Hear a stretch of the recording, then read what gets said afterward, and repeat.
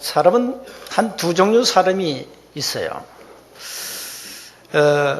복음적 삶의 규모를 갖춘 사람이 있고, 또 율법적 삶의 규모를 갖춘 사람이죠. 복음 몰라도 어릴 때부터 바르게 살아라, 정직해야 된다, 바른 생활을 우리가 배우지 않습니까? 그대로 잘 여러분이 가르침대로 하면은 굉장히 삶이 바른 생활이 됩니다. 규모가 딱 갖춰져요. 그런데 복음 모르고 또 교회 다니는 분들 가운데 보면은 굉장히 삶의 그 규모가 율법적이에요. 굉장히 좀 법대로 하려고 하고 성경대로 해야 된다. 다 맞는 얘기인데 그러다 보니까 이 사람을 보는 그 판단 기준이 전부 율법이에요. 누가 좀 자칫 잘못하면은 그걸 용납이 안 돼. 용서를 못 해. 자꾸 판단하고 정죄하게 되죠. 그냥 본인은 나름대로 삶의 규모가 있어요. 바르게 살기도 하고 그야말로 바른 생활을 해요. 또 반면에 아주 복음적인 삶의 규모를 갖춘 사람이 있어요. 어려운 문제가 와도 그 문제에 빠지지 않고 누가 조금 잘못해도 용서하고 용납하고 이해하고 포용하고 품어주고 그런 사람이 있다니까요. 이게 이제 복음이냐 율법에 따라서 이제 여러분 삶의 틀 규모가 이렇게 형성되죠. 그래서 우리는 율법적이다, 복음적이다. 왜 그럽니까?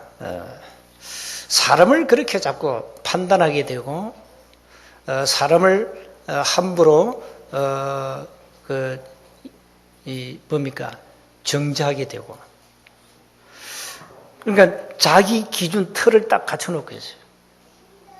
자기 기준에 안 맞으면은 틀린 겁니다. 이렇게 우리가 이 복음이냐 율법이냐는 굉장히 중요합니다. 그래서 오늘 여러분 삶이 좀 복음적 삶의 규모를 갖추도록 그런 첫 단추를 맞추는 그런 좀 시간이 되셔야 되겠습니다. 오늘 제목이 사람들이 그럽니다. 도대체 율법이 뭡니까? 이렇게 많이 질문을 합니다. 또 어떤 사람은 너무 그냥 율법이 다다 이래가지고 율법대로 해야 된다 이래가지고 율법주의에 빠지는 사람이 또 많습니다. 하나님이 우리 인간을 축복하셨는데요. 창세기 2장 17절에 최초의 한 가지 법을 주었잖아요. 그 법이 뭡니까? 선악을 알게 하는 나무 열매는 따먹지 말라. 따 먹으면 반드시 죽는다 그랬어요. 법이었어요. 하나님이 인간에게 주신 최초의 법입니다. 그 법을 우리는 지켜야 되죠. 하나님 주신 법이니까. 그 법 안에서만이 뭐가 있냐? 참된 행복, 참된 안식, 참된 평안, 참된 기쁨, 참된 자유가 있습니다. 우리도 여러분 대한민국에서 정말로 자유롭게 살려면 법을 준수하셔야 됩니다. 법을 준수해야 돼요. 대한민국은 헌법이 있잖아요. 대한민국 헌법. 이 법 안에서 우리가 자유하고 행복해야 돼요. 법을 무시하면 어떻게 됩니까? 법에 저축을 받잖아요. 그러면 법이란 것은 뭡니까? 안 지키면 올가매버립니다. 지키면 자유하죠. 안 지키면 불법이면 올가매요. 그래서 사람 고통으로 몰아가는 거죠.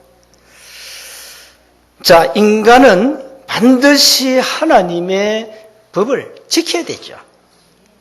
지켜야 됩니다. 그런데 먼저 기억하셔야 됩니다. 모든 인간은 전부 다 사망의 그늘 아래에 있다. 그 이유가 뭐냐? 법을 어겨서 그렇습니다. 그럼 무슨 법이냐 이렇게 따지면은 하나님을 떠난 죄입니다. 하나님을 떠난 죄로 말미암아 모든 인간은 사망의 그늘 아래 놓여 있다. 사망은 죽음 아닙니까? 여러분 가장 두려운 게 뭡니까? 여기 나이 드신 분들 많이 계시는데 죽음이잖아요. 좀 오래 살고 싶잖아요. 건강하게. 한 기본 백수는 해야 안 되겠습니까? 그걸 우리가 소망하잖아요. 지금 100살 넘은 사람 많거든요. 세계적으로. 자꾸 이렇게 시대가 하도 좋다 보니까 장수예요. 오래 사는 것, 그것도 복이요. 그런데 오래 사는데 건강하게 오래 살아야지 병들어 오래 사는 그건 또 저주거든요. 어쩌면. 그러니까 건강하게 오래 산다는 게 복이거든요. 그런데 인간에게는 사망의 어마어마한 이 권세가 찾아온 겁니다. 그 사망의 그늘에 딱 놓여 있습니다. 어마어마한 요한복음 3장 36절에 보면은 뭡니까? 진노가 우리 머리 위에 머물러 있다 이랬어요. 무섭잖아요. 왜 그렇습니까? 인간이 하나님을 떠나서 그렇습니다. 그래서 이 어마어마한 사단의 권세에 묶인 채 저 어두운 동굴 안에 아예 갇혀버렸습니다. 터널이 아닙니다. 터널은 나올 소망이 있지만 동굴은 일단 들어가면 나올 소망이 없어요. 들어가지만 나오는 것은 마음대로 못 나와요. 그게 동굴입니다. 흑암입니다. 완전히 갇혀버렸어요. 이래야 사람은 에베소 2장 2절 보니까 공중 권세 잠재를 따라간다. 사주팔자운명에 묶였다. 다 묶여버렸어요. 그걸 운명이라고 해요. 운명. 묶였어요. 운명을 내 마음대로 못 바꿔요. 묶였다니까. 그 운명의 그 어마어마한 그 권력을 누가 갖고 있냐? 사단이 갖고 있어요. 그러니까 인간이 하나님을 떠나가지고 이 사단의 엄청난 권세, 그 권력 아래 놓여버렸어요. 그러니까 사단의 종이 되어버렸어요. 종입니다. 그 심부름을 가장 잘하는 사람들이 누굽니까? 무속인들입니다. 무당들, 점쟁이들은 아주 사단의 종들입니다. 시킨 대로 합니다. 그건 자기 의지와 상관없어요. 저 많은 귀신이 들어가서 그 사람을 컨트롤하는 거죠. 그게 점쟁이 무당들입니다. 그렇게 합니다. 그러니까 사람이요, 완전히 묶인 채 갇혔어요. 종이 되어버렸어요. 사주팔자운명에 묶여버렸어요. 내 마음대로 안 돼요. 그냥 끊임없이 뭐가 옵니까? 고통이 올 수밖에 없잖아요. 아무리 내가 잘 살아도 사는 게 아니에요. 아무리 돈이 있어도 그게 사는 게 아니에요. 돈이 있으면 뭐합니까? 영적으로 지금 고통당하고 있는데. 돈 때문에 망하는 사람 많잖아요. 가난해서도 고통당하면 너무 어떤 돈이 많아가지고 고통당해요. 끝없는 고통이 옵니다. 이 대처할 능력이 인간에게 없어요. 자, 그러면 육신의 문제만 옵니까? 이 끊임없이 다가오는 영적 문제 어떻게 합니까? 사람은 좀 꿈자리만 사나워도 불안하지 않습니까? 그렇잖아요. 여러분 뭔가 사업을 시작하려 한다? 불안하지 않습니까? 이 사업이 과연 될까? 이거 안 되면 어떡하지? 아직 차를 사도 말이죠. 불안해요. 불안하니까 뭐합니까? 고사 지내야 돼요. 차 사기 고사 지냅니다. 어떤 사람은 어느 정도냐? 몇 월, 며칠, 몇 시에 차를 갖다 달라. 요런 고객은 그 셀즈맨들이 막 죽는다네요. 그런 고객이 있대요. 몇 년, 몇 월, 며칠, 몇 시에 차를 우리 집에 갖다 달라. 그런데 날 받아가지고 차 이제 인수한단 말이죠. 너무 불안한 거예요. 이렇게 사람들 불안하게 삽니다. 문제 해결을 하려고 몸부림치죠. 안 됩니다. 왜 그러냐? 이미 요한복음 8장 44절에 어마어마한 사단의 권세 아래 있기 때문에, 잡혔기 때문에 안 됩니다. 그러니까 아무리 노력해도 안 되는 거예요. 종교가 뭡니까? 내 문제를 내 스스로 해결하려고 몸부림치는 게 종교예요. 그러니까 인간의 능력으로는 해결이 안 된다니까요. 이렇게 사람들은 고통 가운데 살아가고 있습니다. 영원한 고통은 계속하고 있거든요. 자, 이걸 우리가 교회에 와서 들어야 되죠. 그럼 여기에 대한 답을 가지고 있어야 되겠죠. 교회가. 세상 학문에서는 안 가르치니까 몰라요. 아무리 지성인이 자기 지식을 가지고 자기 문제를 해결 몸부림치면 안 됩니다. 모든 사람들은 이 영적 문제를 가지고 있기 때문에 사망의 그늘 아래 있기 때문에 신분이 요한복음 8장 44절 흑암근세에 묶여있기 때문에 내 마음대로 안 돼요. 그게 운명이거든요. 마음대로 안 되는 겁니다. 어떻게 할 겁니까? 이렇게 사람들은 끊임없이 고통을 당하고 있습니다. 이러다 보니까 정신문제, 굉장한 문제 일어납니다, 지금. 공황장애, 우울증, 불면증, 노이로제, 의처증, 의부증, 조울증, 목류병, 이거 다 정신문제입니다. 이렇게 사람들이 시달립니다. 너무 고통이 오니까 이제 임시 해결하려고 마약을 합니다. 이 한국도요. 어마어마하게 농촌까지 마약이 다 뿌리가 내려요. 미국은 공식적으로 하고 있고요. 유럽 가면 공식적으로 마약 주사를 놔줘요. 국가 차원에서. 우리 한국은 그래도 좀 마약하면 바로 구속시켜버리죠. 그래도 은밀하게 지금 파고들어갑니다. 그만큼 사람들은 고통스럽다 이 말이에요. 내 문제를 그 누구도 해결할 수 없다. 내 문제를 내 스스로 해결하려고 몸부림치지만은 안 된다. 이게 사망의 그늘 아래 있는 겁니다. 인간의 실상입니다. 그래서 이 문제 때문에 많은 사람 고통당해요. 지금 시대가 너무 어려워가지고요. 너무 어려워요. 자녀들 밖에 못 내놔요. 시대 어려워요. 밤에는 꼭 문을 꾹꾹 잠그세요. 도둑놈 들어옵니다. 도둑놈뿐만 아닙니다. 예. 많은 사람들이요, 미쳐가지고 돌아다닙니다, 지금. 이래가지고 지금 불안 시대가 와요. 이렇게 사람들은 고통 가운데 있습니다. 원인이 뭐냐? 하나님을 떠나서 그렇습니다. 이걸 누군가 말해줘야 됩니다. 그래서 두 번째입니다. 그래서 빨리 시급히 해답을 찾아라. 하나님은 사랑의 하나님입니다. 그렇죠. 또 한편 공의의 하나님입니다. 왜 그렇습니까? 하나님은 법으로 합니다. 그게 공의입니다. 그게 공의예요. 보통 사람들이 하나님은 사랑의 하나님인데 왜 사람을 죽입니까? 왜 전쟁을 일으킵니까? 그건 하나밖에 몰라서 그래요. 공의의 하나님이에요. 창세기 2장 17절 어기면은 죄를 범하면 죽어요. 법이에요. 그렇습니다. 공의입니다. 그래서 하나님은 우리 인간이 하나님을 떠나자마자 즉각 뭘 줬냐? 답을 주었어요. 그게 창세기 3장 15절입니다. 여자의 후손이 사단의 권세를 깨뜨릴 것이다. 사망의 그늘을 내가 없애겠다. 누굴 통해서? 여자의 후손 그리스도를 통해서 답을 주었어요. 요한복음 11장 1절 14절 보니까 생명의 빛으로 예수님이 땅에 그리스도로 오셨어요. 답입니다. 사망의 권세를 박살냈다. 히브리서 2장 14절 15절 그랬습니다. 모든 죄와 저주를 해결하셨다. 갈라디아서 3장 13절, 마가복음 10장 45절에 그래서 베드로가요, 마태복음 16장 16절에 고백했지 않습니까? 오늘 이 고백이 여러분의 진정한 고백이 되면은 여러분 개인과 가정, 가문과 이 땅의 모든 흑암 저주는 무너집니다. 뭡니까? 주는 그리스도시요 살아계신 하나님의 아들이십니다. 이 고백할 때만 흑암이 무너집니다.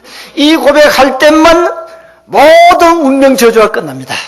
이 고백할 때만 사단의 권세에서 해방받습니다. 이 고백할 때만 여러분 모든 지은 죄, 과거, 우리가 짓지 않은 원죄, 우상, 조상 숭배 모든 죄를 해결받습니다. 이게 답입니다. 이게 답이에요. 다른 답은 없습니다. 그래서 사람들이 이 답을 모르니까 내 인생의 운명, 저주, 흑암, 지옥, 사단의 권세를 다 끝내셨는데 예수님 아닙니까? 그분이 그리스도 아닙니까? 이 사실을 모르고 있다, 이 사람들이. 오늘 우리가 진정한 이 고백이 있어야 됩니다. 로마서 8장 1절 2절에 이 고백하는 자에게는 결코 정잠이 없다. 그랬어요. 그리고 생명의 성령의 법이 우리를 죄와 사망의 법에서 해방했다. 여러분, 해방이라는 단어는 보통 단어가 아닙니다. 정말 좋은 단어, 해방. 운명에서 해방, 저주에서 해방, 지옥에서 해방, 가난에서 해방, 악한 영 귀신 세력에서 해방, 운명에서 해방. 이 단어가 얼마나 좋은 단어입니까? 그리스도를 깨닫고 고백하는 그 순간에 여러분 신분이 회복되어 버립니다. 절대 망할 수 없는 하나님의 자녀가 되어 버립니다. 이때부터 역사를 나는 겁니다. 자, 여기까지 여러분 잘 하고 계십니다. 여러분은 복음을 누구보다 잘 알고 있습니다. 복음 아는 자에게는 여러분이 신분이 뭔가 잘 알고 있습니다. 내가 받은 권세가 뭔지 여러분이 잘 알고 있습니다. 이제 사실 기본, 근본 다 문제 다 해결된 거죠. 문제는 3번입니다. 세 번째 기억하셔야 됩니다. 자, 복음을 가지고 있는데 우리는 자꾸 율법으로 돌아갑니다. 그래서 율법을 이해하고 율법주의에 빠지지 않도록 여러분이 율법주의에 빠진다는 것은 속는 거거든요. 어떤 경우에도 율법주의에 빠지지 않도록 하셔야 됩니다. 그러면 율법 뭡니까? 율법은요, 하나님이 모세를 통해서 주셨습니다. 모세를 통해 율법을 주었잖아요. 십계명도 주고 여러 가지 말씀 다 주었어요. 요한복음 1장 17절에 율법은 모세를 통해서 주어졌다. 반대로 복음은 하나님이 친히 예수를 통해서 주셨다. 이렇게 말씀합니다. 자, 율법은 뭡니까? 행위를 자꾸 요구합니다. 행위를 요구합니다. 율법에 요구하는 것은 뭡니까? 행위입니다. 바르게 해라. 행위를 주장합니다. 갈라디아 3장 10절에 율법은 행위를 요구해요. 복음은 뭘 요구합니까? 믿음을 요구합니다. 율법은 바르게 해라. 오늘 본문에도 나옵니다. 율법의 행위로는 그 앞에 어렵게 될 자가 없죠. 그런데 율법은 좀 행위를 요구해요. 복음은 뭡니까? 믿음을 요구합니다. 그래서 믿음으로 말미암아 어렵게 된다 그랬어요. 율법은 죄를 깨닫게 해요. 오늘 20절에 나오죠. 율법으로는 죄를 깨달음이라 이랬어요. 율법은 죄를 깨닫게 합니다. 로마서 5장 13절, 로마서 7장 7절 전부. 복음은 뭡니까? 복음은 용서합니다. 우리를 치유합니다. 우리를 사랑합니다. 우리를 용납합니다. 우리를 이해합니다. 복음입니다. 율법은 뭡니까? 자꾸 판단하고 정죄합니다. 예루살렘 교회가 율법주의에 빠졌죠. 사도행전 11장, 사도행전 15장이 나오잖아요. 베드로가 이방인의 집에 들어가가지고 밥을 같이 먹었어요.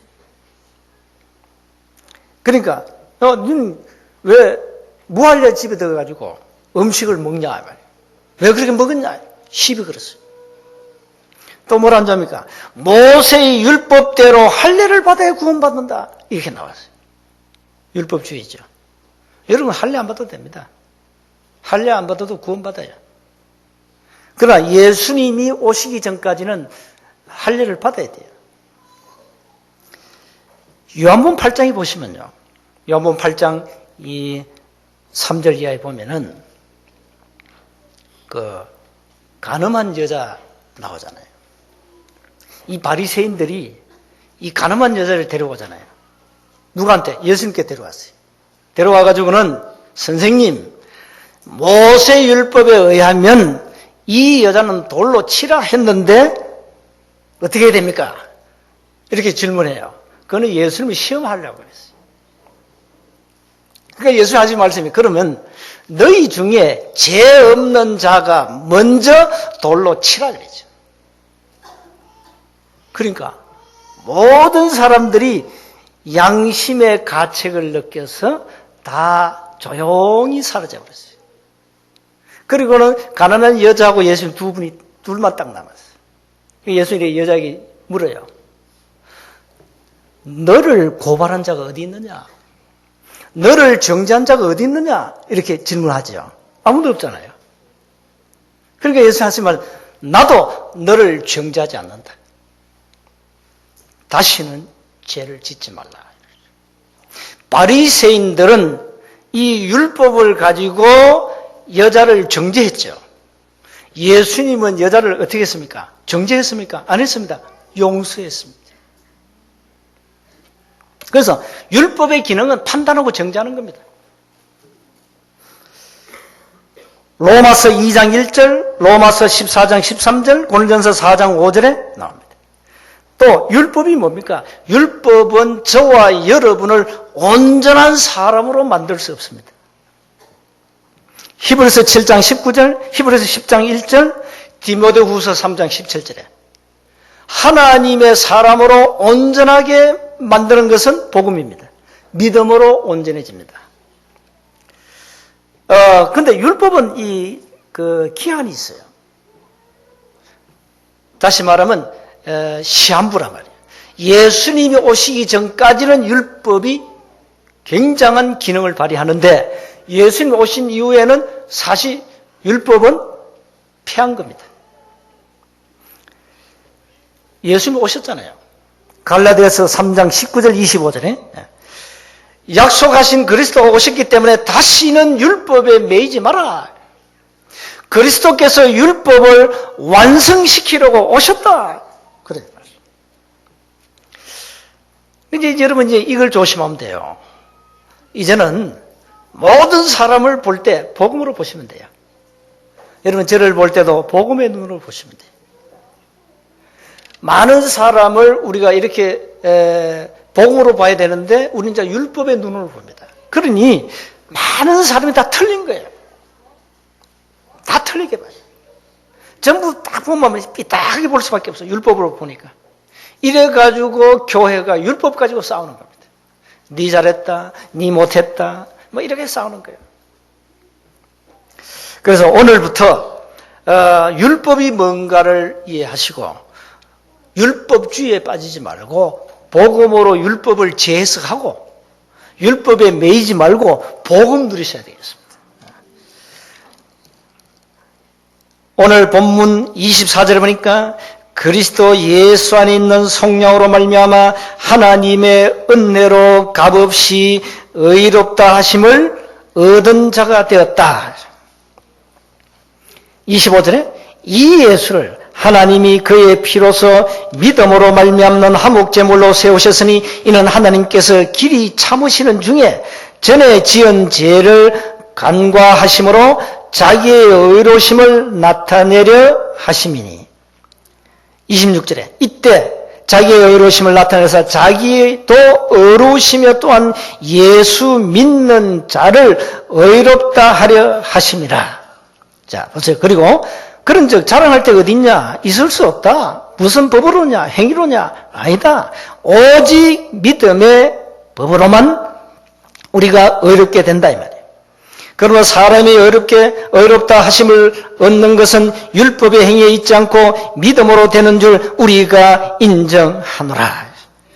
30절에 믿음으로 말미암아 두 번 믿음으로 말미암아 이렇게 나옵니다. 의롭다 하실 이는 하나님 한 분밖에 없다. 그래 나왔습니다. 자, 이제 여러분이 신앙생활을 조금만 율법을 이해하면 신앙생활이 이제 정상을 바르게 되어요. 그런데 여러분 교회가 복음 모르고 율법을 가지고 자꾸 신앙생활을 강조하다 보니까 신앙생활이 힘들어요. 뭘 자꾸 해야 되니까. 율법은 뭡니까? 자꾸 뭘 지키라 해야 됩니다. 뭘 행위를 하라 합니다. 그게 좋은 겁니다만은 근데 우리가 다 행위를 다 할 수 없어요. 여러분 율법을 다 지킬 수 있습니까? 율법을 다 지킬 능력은 인간에게 없어요. 그럼 율법을 어떻게 완성시킵니까? 행위입니까? 믿음입니까? 오직 믿음으로. 우리는 율법을 다 지킬 만한 행위가 안 돼요. 믿음으로만 율법을 성취시킬 수가 있다. 그래서 그리스도를 믿는 믿음을 가지고 모든 것을 이겨야 됩니다. 어떤 환경도 어떤 사람도 이해하고 용납하고. 이게요, 이 복음의 능력은 어마어마한 겁니다. 그래서 오직 그리스도를 믿는 믿음으로만 율법을 성취시킬 수가 있다. 믿음입니다. 행위가 아닙니다. 그래서 모든 것을 우리가 판단할 때 복음을 기준으로 해라. 율법이라는 잣대를 대지 말고 복음이라는 잣대를 가지고 보면 재면 정확합니다. 어떤 사람도 이해가 다 됩니다. 예수님도 죄인을 용서했거든요.